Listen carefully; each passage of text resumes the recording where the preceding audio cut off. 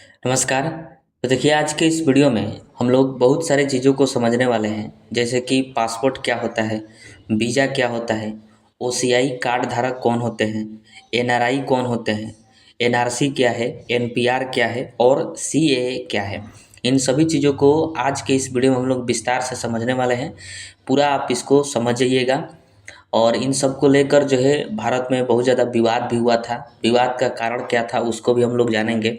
फिर इसमें सरकार ने क्या कहा था, सरकार का क्या पक्ष था, ये भी हम लोग इस वीडियो में समझने वाले हैं। इसके पहले वाले वीडियो में हम लोग नागरिकता अधिनियम को पढ़े थे, जिसमें मैंने आपको बताया था कि 5 तरह से नागरिकता ली जाती है और 3 तरह से नागरिकता को जो है छोड़ा जाता है। तो अगर आप उस वीडियो को नहीं देखे हैं तो प्लेलिस्ट में जाकर आप उस वीडियो को पहले देख सकते हैं, ताकि आपको 100% क्लियर हो जाए। ठीक है। तो नागरिकता चैप्टर का ये जो है लास्ट वीडियो है, इसमें हम लोग इन सभी चीज़ों को समझने वाले हैं। बहुत ज़्यादा इंपॉर्टेंट वीडियो है, इसको ध्यान से देखिएगा, क्योंकि इन सबसे प्रश्न पूछा जाता है। एनआरसी से, एनपीआर से कई बार प्रश्न पूछा गया है, तो इम्पोर्टेंट है। और वीडियो के लास्ट में हम लोग प्रीवियस ईयर क्वेश्चन का टेस्ट भी लगाएंगे, और इसके पहले जो वीडियो बनाया गया था उसका भी टेस्ट इस वीडियो में ही लगाया जाएगा। तो वीडियो को आप ध्यान से देखिए। तो चलिए वीडियो को शुरू करते हैं। तो आइए हम सबसे पहले समझते हैं कि पासपोर्ट क्या होता है। देखिए, पासपोर्ट जो है यह एक प्रकार का दस्तावेज होता है, जिसे हर देश अपने नागरिकों को देता है। कोई भी देश हो, वह देश जो है अपने नागरिकों को पासपोर्ट देता है। जिस भी नागरिक को इच्छा है, जरूरी है पासपोर्ट की, तो वह जो है पासपोर्ट बनवा सकता है। प्रत्येक देश में ये व्यवस्था होती है। अब देखिए, पासपोर्ट की ज़रूरत क्या है। तो पासपोर्ट जो है अपना देश छोड़कर विदेश में जाने के लिए पासपोर्ट की आवश्यकता पड़ती है।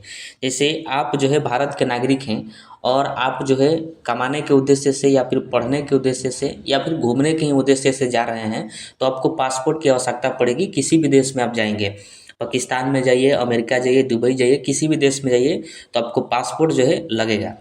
पासपोर्ट जो है इसका एक ही मतलब होता है कि आप सही आदमी हैं कि नहीं हैं। अगर आप सही आदमी हैं तो आपका पासपोर्ट बनेगा, अगर आप गलत आदमी हैं तो फिर आपका पासपोर्ट बनने वाला नहीं है। कहीं आप आपराधिक प्रवृत्ति का तो नहीं है, कहीं आप पर कोई मुकदमा तो नहीं है, इसी के जांच के लिए जो है पासपोर्ट की आवश्यकता पड़ती है। क्योंकि इन इन सभी व्यक्तियों का जो है पासपोर्ट नहीं बनता है। और अगर कोई व्यक्ति का पासपोर्ट बन गया है और उसके बाद अगर कोई अपराध करता है, तो फिर उसके पासपोर्ट को रद्द कर दिया जाता है, ताकि वो किसी दूसरे देश में भागे नहीं। ठीक है।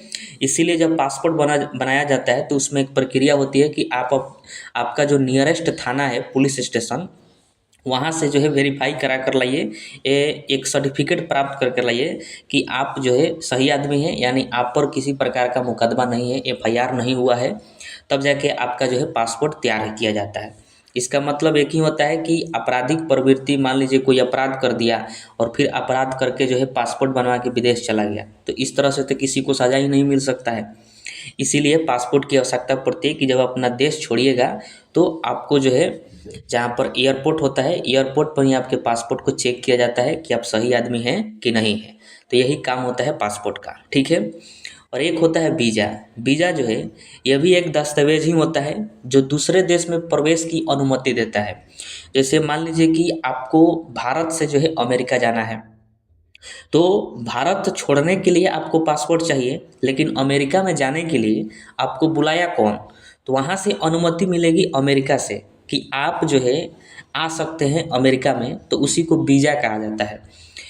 अमेरिका में जाना है तो अमेरिका जब आपको अनुमति देगा, उसी अनुमति को क्या कहा जाता है? वीज़ा। जैसे आप सुने होंगे कि हमारा वीज़ा आ गया है, मतलब वहाँ से अनुमति मिल गया है जिस देश में हमको जाना है।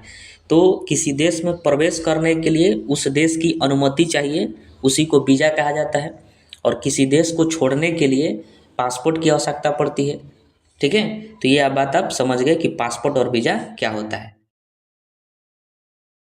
अब आइए हम समझते हैं कि ओसीआई क्या होता है। ओसीआई का पूरा नाम होता है ओवरसीज सिटीजनशिप ऑफ इंडिया। इसी को जो है ओवरसीज नागरिकता के नाम से जाना जाता है। अब देखिए, ओवरसीज नागरिकता किनको दिया जाता है? तो जो भारतीय मूल के व्यक्ति होते हैं उन्हीं को जो है ओवरसीज नागरिकता दिया जाता है। अब भारतीय मूल का व्यक्ति हम लोग पहले ही पढ़ चुके हैं कि जिनके पूर्वज जो है पहले भारत में रहा करते थे और वह लोग फिर जाके विदेशों में बस गए, तो उन्हीं को जो है भारतीय मूल कहा जाता है। तो भारतीय मूल के जो भी व्यक्ति होते हैं उनको भारत में ओवरसीज नागरिकता दिया जाता है। ठीक है। और इसको जो है ध्यान रखिएगा कि लक्ष्मीमल सिंघवी समिति द्वारा 2003 में जोड़ा गया था। वेरी वेरी इंपॉर्टेंट है।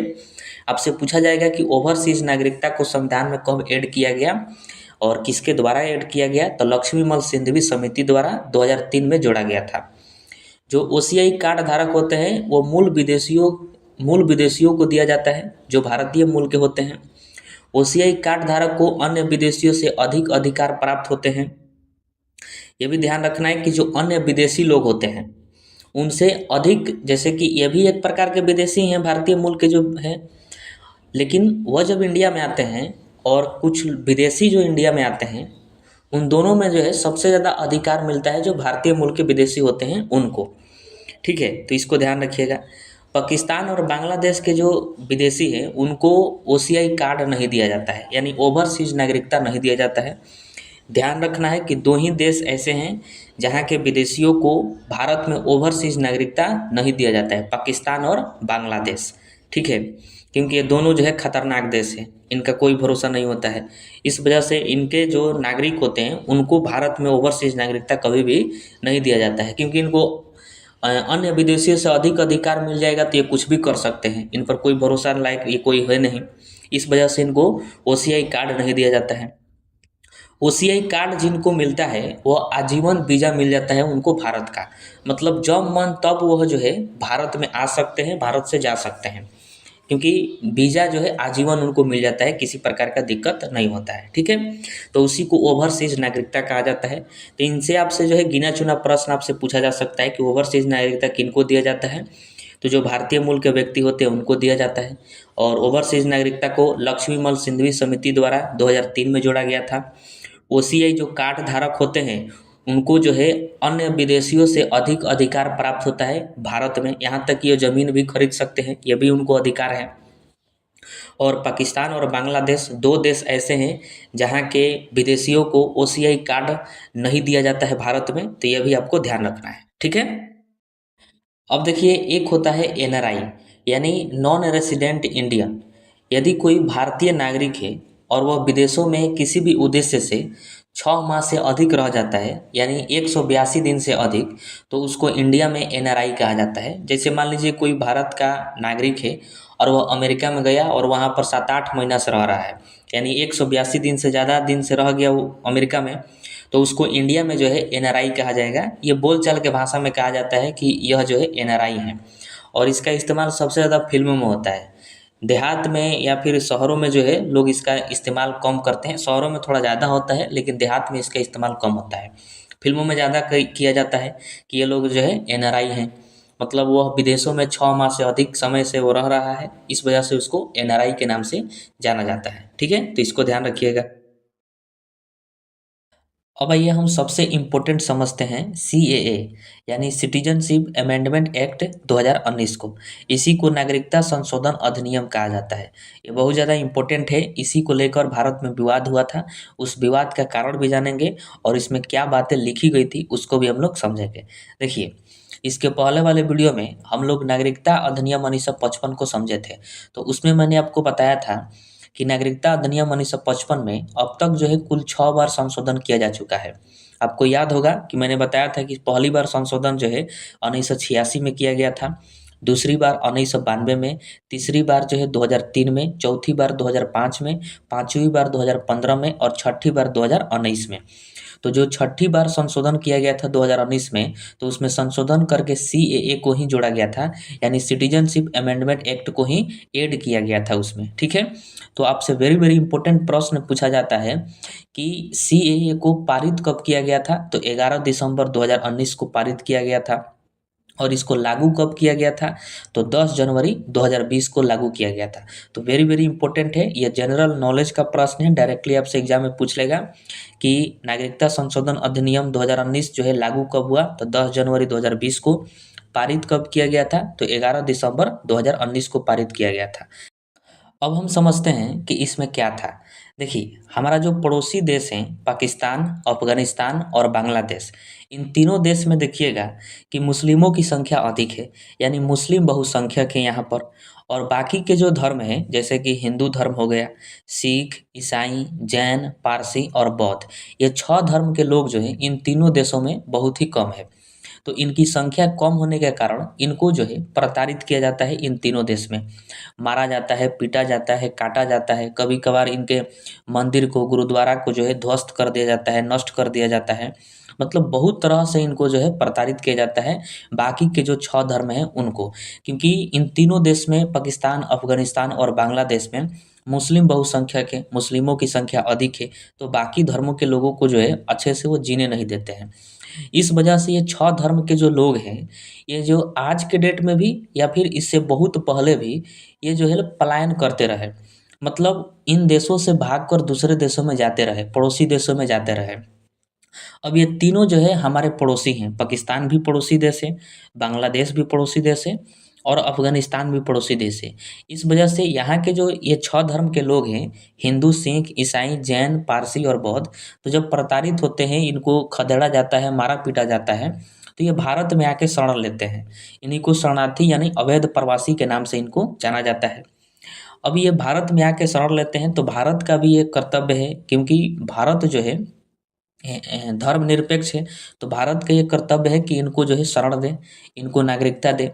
तो सीएए में यही कहा गया था कि जो पाकिस्तान, अफ़गानिस्तान और बांग्लादेश है, इन 3 देश में हिंदू, सिख, ईसाई, जैन, पारसी और बौद्ध धर्म के जो भी लोग हैं, जिनको प्रताड़ना झेलना पड़ा है, प्रताड़ित होकर और इंडिया में आए हैं, उनको जो है नागरिकता दे दिया जाएगा। और इसमें एक डेट जोड़ा गया कि अगर इन तीनों देश से हिंदू, सिख, ईसाई, जैन, पारसी और बौद्ध, इन धर्म के लोग अगर 31 दिसंबर 2014 तक भारत में आ गए हैं, तो उनको अवैध प्रवासी नहीं माना जाएगा, उनको भारत का नागरिक माना जाएगा। ठीक है? फिर से मैं आपको बता दे रहा हूँ, ध्यान से सुनिएगा कि पाकिस्तान, अफ़गानिस्तान और बांग्लादेश, इन 3 देश के जो भी हिंदू, सिख, ईसाई, जैन, पारसी और बौद्ध हैं, अगर वह 31 दिसंबर 2014 तक भारत में आ गए हैं, तो उनको जो है अवैध प्रवासी नहीं माना जाएगा, शरणार्थी नहीं माना जाएगा, उनको भारत का नागरिक माना जाएगा, उनको भारत की नागरिकता जो है दे दी जाएगी। यही बात जो है सीएए में कहा गया था। ठीक है? अब देखिए, इस विधेयक में भारतीय नागरिकता को प्राप्त करने के लिए आवश्यक 11 वर्ष तक भारत में रहने की शर्त में भी छूट देते हुए इस अवधि को केवल 5 वर्ष तक भारत में रहने की शर्त के रूप में बदल दिया गया। मतलब पहले था कि 11 वर्ष तक भारत में रहिएगा तब आपको भारत की नागरिकता दिया जाएगा, लेकिन सीएए में कहा गया कि 11 वर्ष नहीं रहना है, अब 5 वर्ष तक ही रहना है, तो आपको जो है भारत की नागरिकता दे दी जाएगी इन्हीं 3 देश के लोगों को, पाकिस्तान, अफ़गानिस्तान और बांग्लादेश। ठीक है? अब इस पर जो है पूरे भारत में विवाद हो गया। और विवाद कौन कर रहे थे? तो मुस्लिम भाई जो हैं वही विवाद कर रहे थे। तो विवाद का कारण जानने की कोशिश किया गया कि आखिर भाई आप लोग क्यों विवाद कर रहे हैं? तो यहाँ के भारतीय मुस्लिमों का कहना था कि जो ये 6 धर्म है सीएए में, हिंदू, सिख, ईसाई, जैन, पारसी और बौद्ध, इसमें जो है मुस्लिम धर्म नहीं है। कि मतलब मुस्लिम धर्म के जो लोग हैं, वह अगर भारत में आए हैं 31 दिसंबर 2014 तक, तो उनको नागरिकता नहीं दिया जाएगा। यानी कुल मिला-जुला कर इन 6 धर्म में मुस्लिम धर्म कहाँ है? मुस्लिम धर्म नहीं है। यहाँ भारतीय मुसलमानों का कहना था कि हमारे जो धर्म के लोग हैं, उनको इसमें शामिल नहीं किया गया है, भेदभाव किया गया है। तो फिर भारतीय सरकार जो है, इसने अपना पक्ष रखा और कहा कि हमने जो कहा है कि पाकिस्तान, अफ़गानिस्तान और बांग्लादेश, इन तीनों देश में जो है मुस्लिम बहुसंख्यक है, यानी मुस्लिमों की संख्या ज़्यादा है। अब जहाँ पर मुस्लिमों की संख्या ज़्यादा रहेगी, वहाँ मुस्लिम क्यों प्रताड़ित होंगे? वहाँ पर तो मुस्लिम प्रताड़ित नहीं होंगे, बाकी जो धर्म के लोग हैं वही प्रताड़ित होंगे। इसलिए हमने इसमें मुस्लिम धर्म को नहीं शामिल किया है। बाकी सारे धर्म हैं, हिंदू है, सिख है, ईसाई है, जैन है, पारसी और बौद्ध है। मुस्लिम धर्म नहीं है, क्योंकि ये तीनों देश जो है मुस्लिम धर्म के ही हैं। यहाँ पर मुस्लिमों की संख्या अधिक है, तो फिर मुस्लिम प्रताड़ित क्यों होंगे? और मुस्लिम जो है वो पलायन नहीं करते हैं। क्योंकि इन देशों में जो है मुस्लिम प्रताड़ित नहीं हो पाते हैं, क्योंकि उनकी ही संख्या यहाँ पर ज़्यादा है, इसलिए बाकी धर्मों को ही रखा गया है, सरकार का कहना था। लेकिन भारतीय मुसलमान क्या बोल रहे थे कि यहाँ इन 6 धर्मों में मुस्लिम धर्म नहीं है, तो सरकार ने ये बात कहा था। ठीक है, तो फिर से मैं आपको बता दे रहा हूँ कि सीएए जो है सिटीजनशिप अमेंडमेंट एक्ट 2019 में इसको लाया गया था, और पाकिस्तान, अफ़गानिस्तान और बांग्लादेश से जो भी 6 धर्म हिंदू, सिख, ईसाई, जैन, पारसी और बौद्ध के जो भी लोग थे, अगर वो 31 दिसंबर 2014 तक भारत में आ गए हैं तो उनको अवैध प्रवासी नहीं माना जाएगा, उनको भारत का नागरिक माना जाएगा। ठीक है, तो अब आइए हम समझते हैं कि एनआरसी क्या है, यानी नेशनल रजिस्टर ऑफ सिटीजन्स। इसी को राष्ट्रीय नागरिक रजिस्टर के नाम से जाना जाता है। देखिए, यह भारत सरकार द्वारा तैयार एक रजिस्टर है जिसमें असम के वैध नागरिकों के नाम है। वैध का मतलब होता है कि जो असम के वास्तविक में नागरिक हैं, उन्हीं का नाम जो है इस रजिस्टर में लिखा गया है, उसी को एनआरसी कहा जाता है। और एक होते हैं अवैध प्रवासी, यानी अवैध नागरिक, जो गलत तरीके से, गलत दस्तावेज से अपने देश भारत में आ गए हैं, तो उनको अवैध प्रवासी कहा जाता है। ठीक है, तो जो भी असम के वास्तविक में नागरिक हैं, उन्हीं का नाम जो है इस रजिस्टर में लिखा गया है। भारत सरकार द्वारा तैयार रजिस्टर है, इसी को एनआरसी के नाम से जाना जाता है। ठीक है, अब देखिए इसको लाने के पीछे कारण क्या था। तो आपको पता है कि 3 दिसंबर 1971 को बांग्लादेश और पाकिस्तान के बीच लड़ाई शुरू हुआ था, क्योंकि पाकिस्तान जो है अपने ही देश पर अत्याचार कर रहा था 1971 में।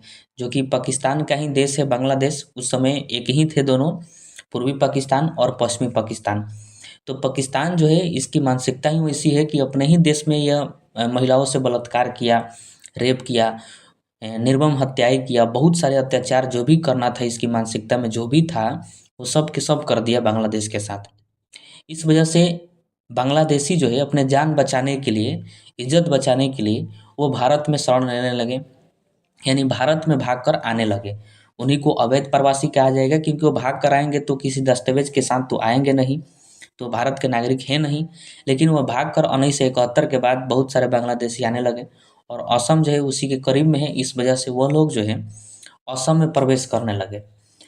अब एकाएक असम में इतना जनसंख्या हो गया कि वहाँ की अर्थव्यवस्था जो है, अर्थव्यवस्था पर प्रभाव देखने को मिला, अर्थव्यवस्था चरमरा गया। मान लीजिए कहीं पर 5 आदमी के लिए खाने के लिए खाना रखा गया है और वहाँ पर 50 आदमी टूट पड़े, तो बताइए उस खाना पर क्या प्रभाव पड़ेगा। ठीक उसी तरह जो है असम की जनसंख्या एक लिमिटेड थी, उसी के हिसाब से असम में संसाधन भी थे, लेकिन एकाएक जनसंख्या बढ़ने के कारण असम के संसाधन पर प्रभाव देखने को मिला, वहाँ की सुख सुविधाओं पर प्रभाव देखने को मिला, जिससे वहाँ के लोगों को भनक लग गया कि बहुत सारे बांग्लादेशी जो है असम में प्रवेश कर गए हैं, जिस वजह से वहाँ के लोग जो है आंदोलन करने लगे।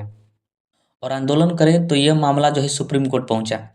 तो सुप्रीम कोर्ट ने 2013 में कहा सरकार से कि आप जो है एनआरसी लाइए असम के लिए, एनआरसी लाइए और वहाँ पर जांच करिए कि कौन वैध नागरिक है और कौन अवैध नागरिक है, और जो वैध नागरिक है उसका नाम लिखिए इस रजिस्टर में, और जो वैध है उसको भगाइए, असम से उसको क्या करिए, भगाइए। क्योंकि हमारा संविधान कहता है कि जो भी जनसंख्या है, जो भी हमारे देश के नागरिक हैं, उनको उचित संसाधन मुहैया कराए जाए, जो भी सुख सुविधाएं हैं उनको भरपूर दिया जाए।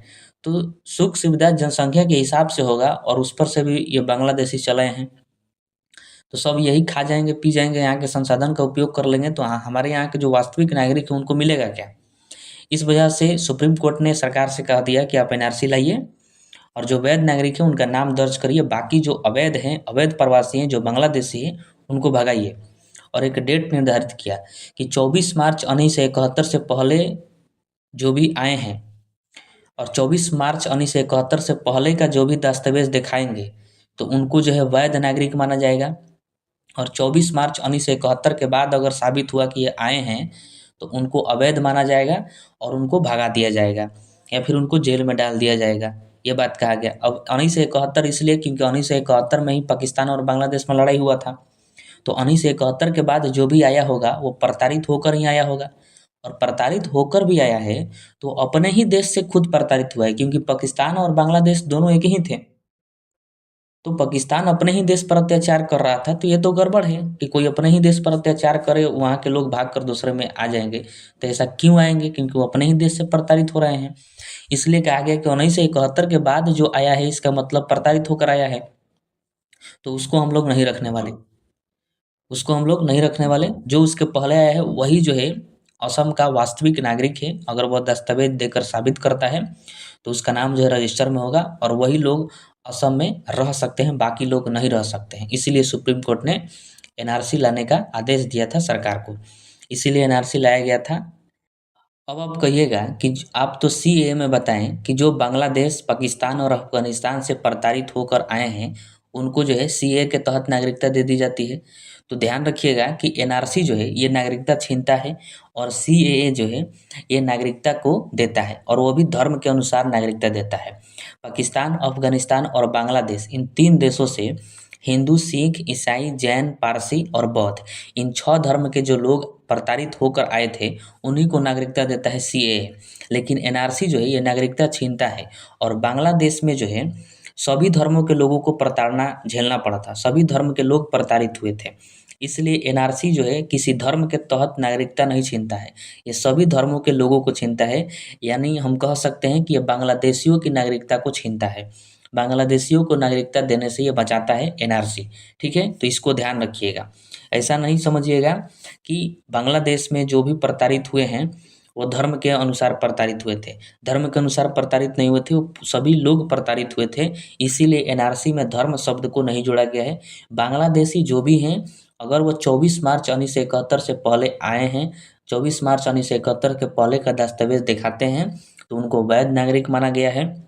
अगर 1971 के बाद यानी 24 मार्च 1971 के बाद अगर आए हैं, इसका मतलब है कि वो अपने ही देश से प्रताड़ित हैं, चाहे किसी भी धर्म के हो, तो उनको जो है वैध नागरिक नहीं माना जाता है। एनआरसी के तहत उनको भगा दिया जाता है या फिर जेल में डाल दिया जाता है। ठीक है, अब आइए हम समझते हैं एनपीआर क्या है, यानी नेशनल पॉपुलेशन रजिस्टर, राष्ट्रीय जनसंख्या रजिस्टर। यह देश के पूरे निवासियों का रजिस्टर है। इसे पहली बार 2010 में कांग्रेस द्वारा तैयार किया गया था तथा इसे अपडेट 2015 में किया गया। वेरी वेरी इंपॉर्टेंट है। एनपीआर को सबसे पहले कांग्रेस के द्वारा ही तैयार किया गया था 2010 में, और जब मोदी सरकार आया तो इसको अपडेट किया गया 2015 में। ठीक है, इसमें टोटल पॉपुलेशन की गणना की जाती है, चाहे वह नागरिक हो, शरणार्थी हो अथवा विदेशी हो। मतलब देश के अंदर कितने लोग रह रहे हैं उन सभी की गणना की जाती है। उसी को जो है एनपीआर यानी नेशनल पॉपुलेशन रजिस्टर के नाम से जाना जाता है। इससे पता चल जाता है कि देश में कितने वैध नागरिक हैं, मतलब वास्तव में कितने नागरिक हैं उनकी पता चलती है। शरणार्थी कितने हैं, यानी अवैध प्रवासी जो कि फर्जी दस्तावेज से आते हैं, वह कितने हैं, इसका भी पता चल जाता है। विदेशियों के बारे में पता चल जाता है, जो कि दूसरे देश के होते हैं, अमेरिका के, जापान के। वो सब लोग जो है आके इंडिया में कोई कारोबार करते हैं, चाहे सरकारी ही क्यों ना हो, तो उनकी भी गणना की जाती है और सबका एक रजिस्टर तैयार किया जाता है, उसी को एनपीआर कहा जाता है। ठीक है, रजिस्टर तैयार करते वक्त जो है पूरे देश में व्यक्ति से जन्म तिथि पूछा जाता है कि आपका जन्म कब हुआ था, व्यवसाय आप कौन-सा करते हैं, कौन-सा कार्य करते हैं, नाम पूछा जाएगा, शिक्षा पूछा जाएगा कि आप कहाँ तक पढ़े हैं या फिर किस चीज़ की पढ़ाई कर रहे हैं। इन सब तरह के प्रश्न जो है पूछा जाता है एनपीआर तैयार करते वक़्त। ठीक है? अब देखिए एक जनगणना होता है, तो जनगणना में केवल नागरिकों की गणना की जाती है कि आपके परिवार में कितने लोग हैं, कौन कहाँ है, इस तरह से प्रश्न पूछा जाता है। लेकिन एनपीआर में सभी तरह की चीज़ें पूछी जाती है, जैसे कि जन्म तिथि पूछा गया, व्यवसाय पूछा गया, नाम, शिक्षा, इन सब चीज़ों को पूछा जाता है। इससे जो है एक फ़ायदा होता है कि अवैध प्रवासी एवं आतंकवादी घुसपैठियों पर रोक लगेगी। इससे हमें पता चल जाएगा कि कौन-कौन से अवैध प्रवासी हैं, शरणार्थी हैं, आतंकवादी घुसपैठी तो नहीं हैं, इनसे ये पता चल जाता है। सबसे बड़ा फ़ायदा ये होता है कि इससे सरकार को योजनाएँ लाने में सहायता मिल जाता है। इससे पता चल जाएगा कि कौन-सा वर्ग जो है पीछे है। भारत में महिलाएँ पीछे हैं कि आगे हैं, पुरुष पीछे हैं कि आगे हैं, इससे पता चल जाएगा और उसी के हिसाब से सरकार जो है योजनाएँ तैयार करती है। तो ये इससे जो है यही एक सबसे बड़ा फ़ायदा हो जाता है। दूसरा का फ़ायदा यही होगा कि अवैध प्रवासी की जाँच हो जाएगी और उन पर जो है उचित कार्रवाई किया जा सकता है। आतंकवादी घुसपैठियों पर रोक लग जाएगी इससे, आतंकवादी आने से डरेंगे। ताकि उनकी गणना किया जा सकता है, उस पर रोक लगाया जा सकता है। तो इस तरह के इससे फ़ायदा होते हैं। तो आपको सिंपल वे में यही समझना है कि एनपीआर जो है ये पूरे देश के लोगों की गणना करता है। पूरे देश के अंदर जितने भी लोग रहे हैं, चाहे कैसे भी रह रहे हैं, किसी भी प्रकार के हों, नागरिक हो, शरणार्थी हो, विदेशी हो, कोई भी हो, उनकी गणना किया जाता है। उसी को एनपीआर कहा जाता है। ठीक है? अब आइए हम इम्पोर्टेंट प्रश्नों का टेस्ट लगाते हैं और आप भी लगाइएगा। आपसे कितना सही हो रहा है उसको आप जाँच करिएगा। तो अब आइए हम प्रीवियस ईयर क्वेश्चन को देखते हैं जो कि पूछा गया है पिछले एग्जामों में। देखिए, पहला प्रश्न है कि संविधान के प्रारंभ होने के बाद से किस अधिनियम से नागरिकता पाने और गंवाने संबंधित प्रावधान है। मतलब आपको बताना है कि किस अधिनियम के तहत कोई व्यक्ति नागरिकता को पाता है और या फिर उसको गंवाता है। तो देखिए, इसका राइट आंसर जो है ऑप्शन नंबर सी हो जाएगा, नागरिकता अधिनियम 1955, जो कि हम लोग पढ़े हैं कि इसमें 5 प्रकार से नागरिकता दी जाती है अर्थात ली जाती है और 3 प्रकार से नागरिकता जो है गंवाई जाती है। तो नागरिकता अधिनियम 1955 इसका राइट आंसर हो जाएगा ऑप्शन नंबर सी। ठीक है?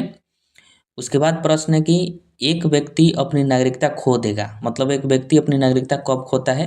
तो देखिए, ऑप्शन नंबर ए कह रहा है कि वह नागरिकता का स्वेच्छा से परित्याग कर दे तो अपनी नागरिकता खो सकता है, सही है। बी नंबर कह रहा है कि सरकार उसकी नागरिकता वापस ले ले, यह भी सही है। सरकार अगर किसी की नागरिकता ले लेगी तो वह नागरिकता खो देगा। ऑप्शन सी कह रहा है वह स्वेच्छा से अन्य देश की नागरिकता ले ले, यह भी सही है। अगर कोई व्यक्ति भारत का नागरिक है और वह अपनी स्वेच्छा से किसी दूसरे देश की नागरिकता ले लेता है तो उसकी भारत की नागरिकता जो है समाप्त हो जाती है। तो इसका राइट आंसर जो है ऑप्शन नंबर डी हो जाएगा, उपयुक्त में से सभी, जो कि सभी सही है। ठीक है? उसके बाद प्रश्न है कि किस देश में दोहरी नागरिकता का सिद्धांत स्वीकार किया गया है। मतलब बताना है कि किस देश में दोहरी नागरिकता है। भारत में है? नहीं है। भारत में तो एक और ही नागरिकता है। तो इसका राइट आंसर जो है ऑप्शन नंबर डी, ध्यान रखिएगा, संयुक्त राज्य अमेरिका।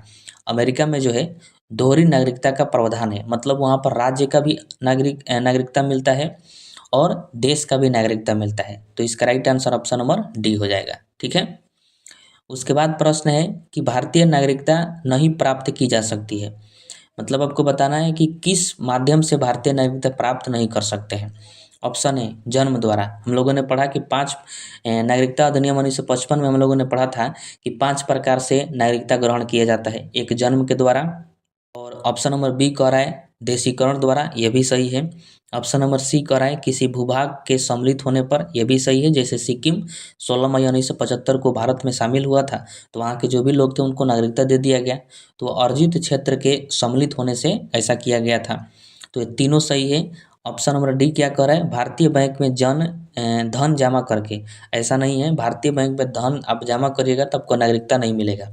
तो इसका right answer option number D है, भारतीय बैंक में धन जमा करके आपको नागरिकता नहीं मिलती है, बाकी तीनों से आपको नागरिकता मिल जाएगी। ठीक है? उसके बाद प्रश्न है कि नागरिकता निम्नलिखित में से किन विधियों द्वारा प्राप्त की जा सकती है।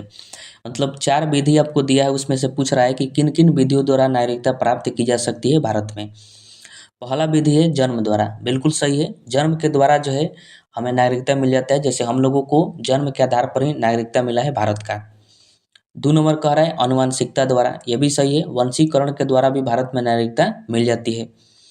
3 नंबर कह रहा है पंजीयन द्वारा, यानी पंजीकरण द्वारा भी भारत में नागरिकता मिलती है, यह भी सही है। 4 नंबर कह रहा है अनुरोध द्वारा, यानी रिक्वेस्ट करके। कोई भी देश रिक्वेस्ट करने पर आपको नागरिकता नहीं देता है, भारत में भी रिक्वेस्ट करने पर नागरिकता नहीं मिलती है। तो 4 नंबर गड़बड़ है, यानी गलत है। 1, 2 और 3 सही है। तो इसका राइट आंसर जो है ऑप्शन नंबर बी हो जाएगा, 1, 2 और 3। ठीक है? अगला प्रश्न है कि कोई भी व्यक्ति जो सामान्यतः भारत में डैश माह रहा हो, प्रकृतिकरण द्वारा भारतीय नागरिकता प्राप्त कर सकता है। देखिए, जब हम आपको देशीकरण यानी प्रकृतिकरण द्वारा बताए थे नागरिकता प्राप्त करने के लिए, तो उसमें बहुत सारी शर्तें थी। उन्हीं में से एक शर्त था कि आवेदन करने से पूर्व जो है 1 साल लगातार भारत में रहना होगा। 1 साल का मतलब हुआ 12 माह। तो देशीकरण द्वारा अगर किसी व्यक्ति को नागरिकता चाहिए तो 12 माह लगातार रहेगा, अर्थात 1 साल, तो उसको देशीकरण द्वारा नागरिकता मिल जाएगी। हालांकि और भी बहुत सारी शर्तें थी, उस सभी शर्तों को पूरा करेगा तो उसको देशीकरण यानी प्रकृतिकरण द्वारा नागरिकता दे दी जाती है। तो इसका राइट आंसर जो ऑप्शन नंबर डी हो जाएगा, 12 माह। ठीक है? अगला प्रश्न है कि प्राकृतिक रूप से भारतीय नागरिकता प्राप्त करने के लिए योग्यताएं होनी चाहिए। मतलब देशीकरण अर्थात प्राकृतिकरण द्वारा नागरिक बनने के लिए, नागरिकता प्राप्त करने के लिए क्या क्या योग्यताएं होनी चाहिए, उनकी बात कर रहा है। तो देखिए ऑप्शन ए कह रहा है कि वह संविधान की 8वीं अनुसूची में उल्लेखित भाषाओं का अच्छा ज्ञाता हो। बिल्कुल सही है। जो संविधान की 8वीं अनुसूची में 22 भाषा है, उनमें से कोई एक भाषा उसको अच्छे से आना चाहिए, पढ़ने आना चाहिए, समझने आना चाहिए, बोलने आना चाहिए, तो वह जो है प्रकृतिकरण द्वारा नागरिक बन सकता है। ऑप्शन बी कह रहा है ऐसे देश से संबंधित न हो जहाँ भारतीय नागरिक नहीं बन सकते हैं। मतलब वह उस देश का नागरिक न हो कि जहाँ पर भारत के लोग नागरिक नहीं बन सकते हैं, तो उस देश के भी नागरिक को भारत का नागरिक नहीं बनाया जाएगा। ये भी सही है। ऑप्शन सी कह रहा है उसका चरित्र अच्छा होना चाहिए। बिल्कुल सही है। और ऑप्शन डी है उपयुक्त सभी। तो इसका right answer option number D हो जाएगा। किसी भी व्यक्ति को अगर देशीकरण द्वारा यानी प्रकृतिकरण द्वारा नागरिक बनना है, नागरिकता चाहिए, तो इन सभी शर्तों को पूरा करेगा, योग्यताएं होगी, तभी जाके वो बनेगा। ठीक है। अगला प्रश्न है कि नागरिकता संशोधन विधेयक 2019 यानी सीएए सिटीजनशिप अमेंडमेंट एक्ट 2019 संसद से कब पारित किया गया। तो जब मैं आपको सीएए बता रहा था तो उसमें बताया था कि 11 दिसंबर 2019 को सीएए को पारित किया गया था और 10 जनवरी 2020 को उसको लागू किया गया था। तो इसमें केवल पूछ रहा है कि पारित कब किया गया था, तो इसका right answer option number B हो जाएगा। 11 दिसंबर 2019 को पारित किया गया था। ठीक है। उसके बाद प्रश्न है कि भारत का एक नागरिक अपनी नागरिकता खो देगा यदि वह, मतलब नागरिकता खोने के लिए क्या क्या करना पड़ता है वो पूछ रहा है। पहला है कि भारतीय नागरिकता का परित्याग करता है, अपने से परित्याग कर दे तो नागरिकता खो देगा। सही है। 2 नंबर कह रहा है स्वेच्छा से अन्य देश की नागरिकता प्राप्त करता है। मतलब अगर कोई व्यक्ति भारत का नागरिक है और वह किसी अन्य देश की नागरिकता ले लेता है तो भारत की नागरिकता खत्म हो जाएगी उसकी। यह भी सही है। 3 नंबर कह रहा है किसी अन्य देश के नागरिक से विवाह करता है। विवाह करने पर जो है भारत की नागरिकता खत्म नहीं होती है, तो ये जो है गड़बड़ है। 4 नंबर कह रहा है सरकार की आलोचना करता है। सरकार की बुराई करने से, आलोचना करने से भी नागरिकता खत्म नहीं होती है। ऐसे नहीं तो कितने लोगों की नागरिकता खत्म हो जाती है भारत में। तो 1 और 2 सही है, 3 और 4 सही नहीं है। तो इसका राइट आंसर जो है ऑप्शन नंबर सी हो जाएगा, केवल 1 और 2। ठीक है। उसके बाद सबसे लास्ट प्रश्न है कि भारत के संदर्भ में निम्नलिखित कथनों पर विचार कीजिए। इसका आंसर जो है आप बताइएगा। इम्पोर्टेंट प्रश्न है। पहला कथन कह रहा है कि भारत में केवल एक ही नागरिकता और एक ही अधिवास है। बिल्कुल सही है। भारत जो है केवल एक ही नागरिकता देने का प्रावधान करता है। हम लोग राज्यों के निवासी हैं और भारत के नागरिक हैं। अमेरिका जो है वह दोहरी नागरिकता देता है, राज्य की भी नागरिकता देता है और देश का भी नागरिकता देता है, जो कि हम लोग पढ़ लिए। 2 नंबर कह रहा है कि जो व्यक्ति जन्म से नागरिक हो केवल वही राष्ट्राध्यक्ष बन सकता है। ये गलत बोल रहा है, क्योंकि जो व्यक्ति जन्म से नागरिक होता है वो भी राष्ट्राध्यक्ष बन सकता है और जो बीच में आकर नागरिक बनता है यानी भारत की नागरिकता लेता है वो भी राष्ट्राध्यक्ष बन सकता है। तो 2 नंबर गड़बड़ है, गलत है। 3 नंबर कह रहा है कि जिस विदेशी को एक बार नागरिकता दे दी गई किसी भी परिस्थिति में उसे इससे वंचित नहीं किया जा सकता। ये भी गड़बड़ है, क्योंकि किसी को भी नागरिकता दिया गया है, कोई भी भारत का नागरिक हो, अगर सरकार चाहे तो उसको नागरिकता से वंचित कर सकती है, उसकी नागरिकता छीन सकती है। तो इसमें 2 नंबर और 3 नंबर गलत है, 1 नंबर केवल सही है। तो इसका राइट आंसर जो है ऑप्शन नंबर ए हो जाएगा, केवल 1। ठीक है।